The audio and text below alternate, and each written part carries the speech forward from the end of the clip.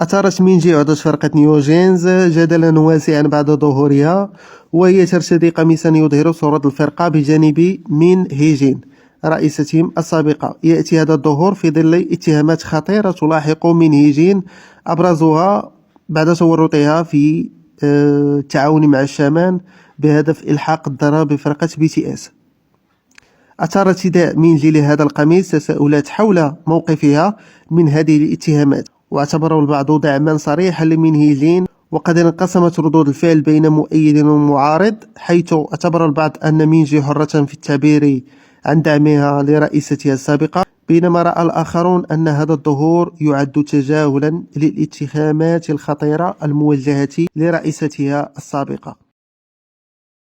شاركت بلاك بينك ليسا جمهورها أجواء احتفالات نهاية العام من خلال نشر صورة ومقطع فيديو لها بجانب شجرة عيد الميلاد المزينة بشكل بهيج.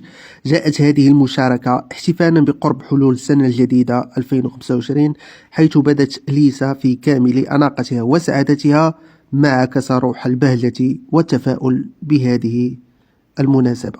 أثار ظهور روزي عضوة فرقة بلاك بينك مع كلبها هانك على خشبة المسرح بحدث توقيع المعجبين الكثير من الجدل، حيث اتهم البعض بتقليد تاي يونغ عضو فرقة BTS الذي سبق وأن ظهر مع كلبه يونطان على المسرح.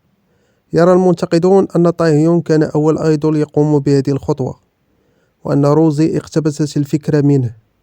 في المقابل دافع محبي روزي عنها، مؤكدين أن اصطحاب الحيوانات الأليفة إلى المسرح ليس فكرة حصرية لشخص واحد، وأن روزي أرادت مشاركة جمهورها لحظات لطيفة مع كلبها هانك. يذكر أن ظهور الحيوانات الأليفة مع الفنانين على المسرح يعتبر أمرا نادرا في عالم الكيبوب، مما جعل هذه الواقعة محط نقاش بين محبي فرقة BTS وفرقة بلاك بينك.